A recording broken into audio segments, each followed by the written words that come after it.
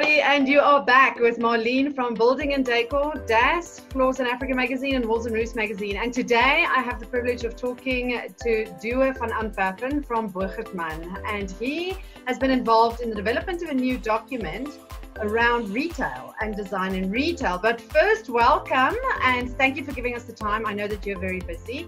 Give us some context with regards to how this came about. Marlene, thank you very much. So Boogertman Partners had the ideas quite some time back as to how to assist our various clients in their endeavors, and specifically when COVID hit, we realized it was a whole new world that they would need to address.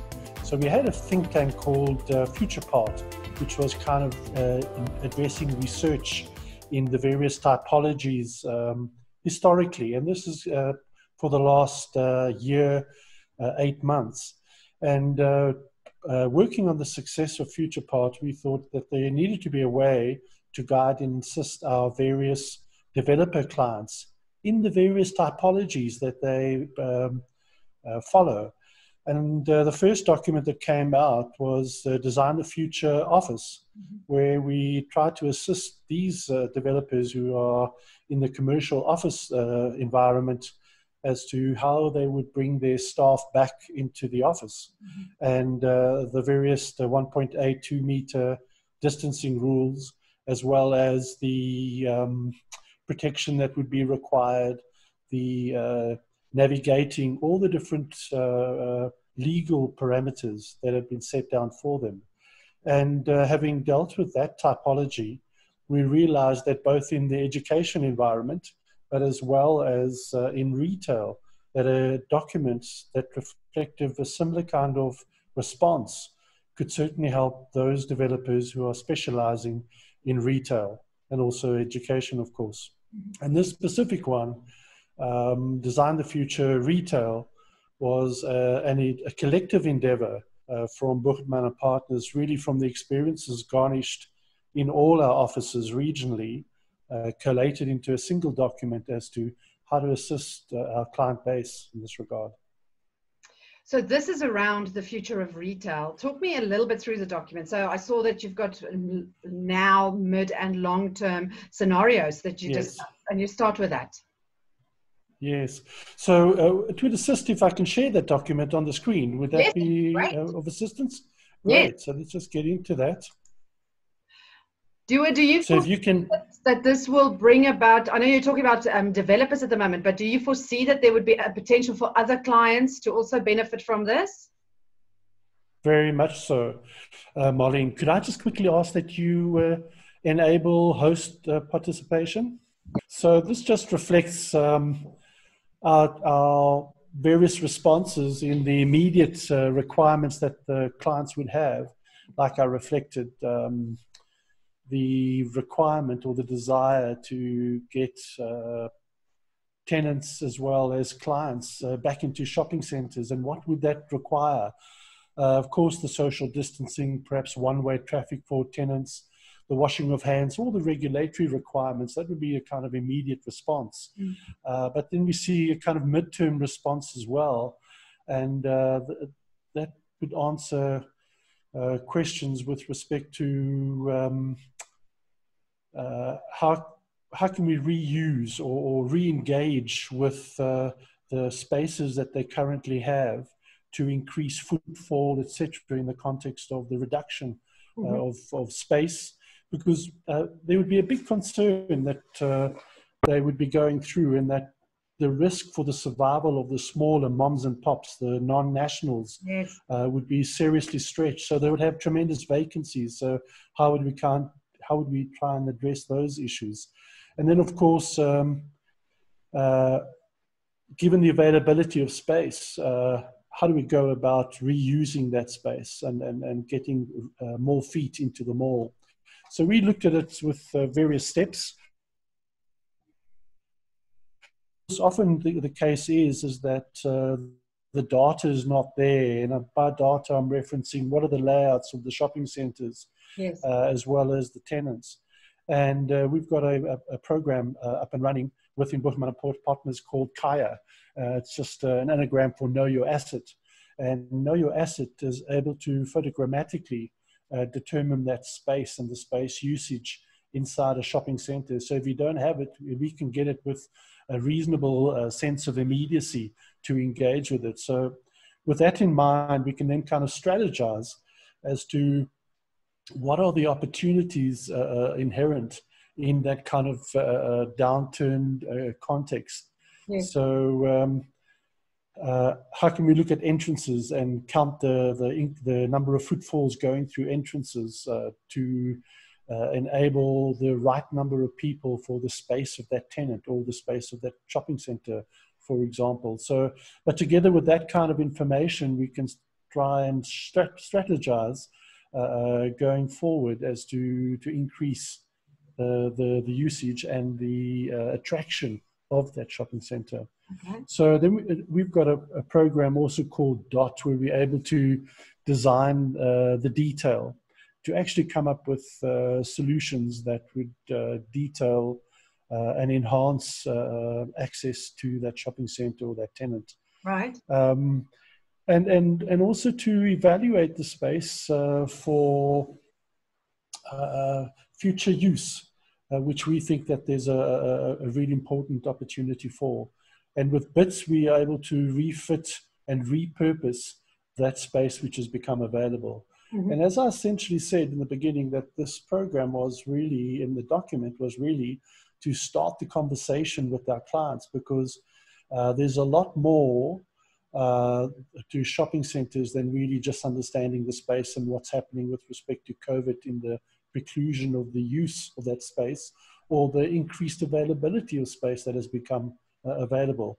Mm-hmm. So Future Parts enables us to start that conversation and associated with research at the same time to come up with better solutions going forward. We all know the challenge and the cycle of reduction. So first of all, your footprint is going to reduce. With the footprint reduction, there's a reduced rental income. There's also, given the fact that a lot more people have gone online to do their shopping, there's a reduced foot count in that shopping center. And the total context is a reduction of spending.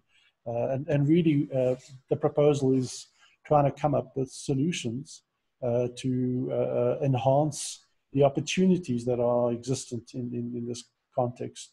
So we've got a very strong feeling, and it needs to be borne out in truth, is that retail centers, and they are historically the places of gathering of communities, but can you enhance that? Can, for example, you locate a clinic in some vacant space? Can some vacant space be used for midlife training, computer training for young people?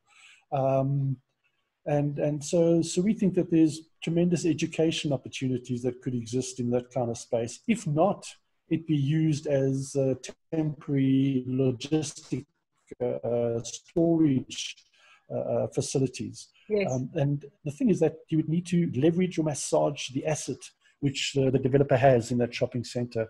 And each shopping center would reflect a unique opportunity, yes. Each one varied and different depending on context.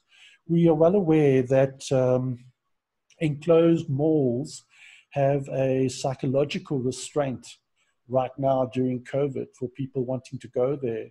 Whereas open value retail, people are far more comfortable. They can drive their car right to the shop they want to go to, climb out, go into the shop, do the shopping, and get back into their car and go. So there's different responses that are currently materializing given the different nature of the shopping center that exists. And I think we need to understand the opportunities inherent in the vacancies of each of those to continue leveraging and massaging those options. But and with its next, the experimental shopping, select and collect, or click and go and collect. So those are two that have materialized throughout the world, in America, also in Europe, and it's gaining traction in South Africa right now.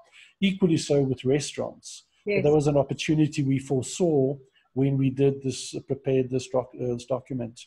And also we see that there's an opportunity for a greater online presence.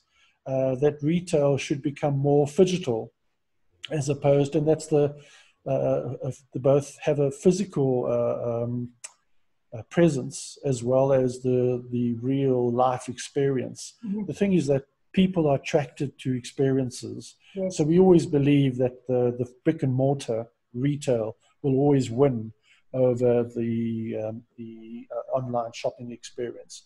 But how can we combine the two and use the phygital experience to bring people back into retail to a greater degree? And that's pretty important.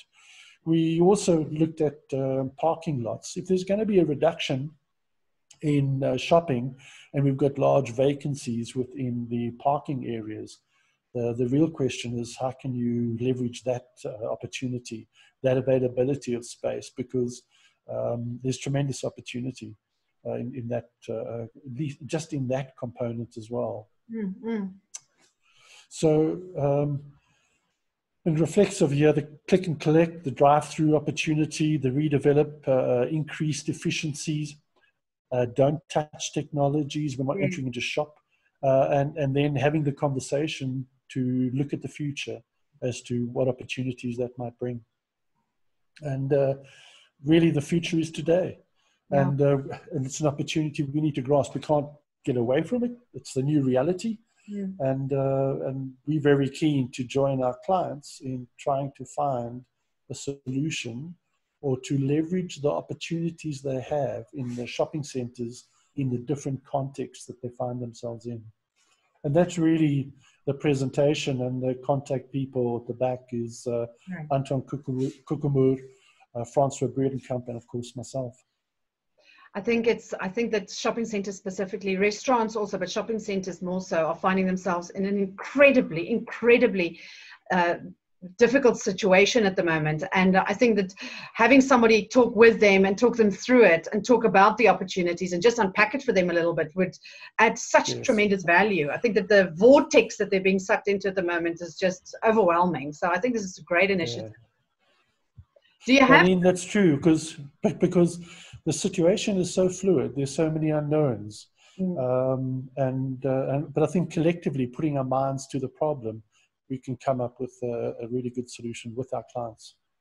Do you think this opportunity, and do you think where we're finding ourselves in terms of space now during this pandemic will bring about a bit of a swing in architecture and more towards the architecture and space design and bring that more to the fore again? That's a very difficult question to answer, and why I want to presage the response with the thought that everything's going to be dependent upon the growth in the economy. If the economy grows, it certainly will find a strong expression of an alternative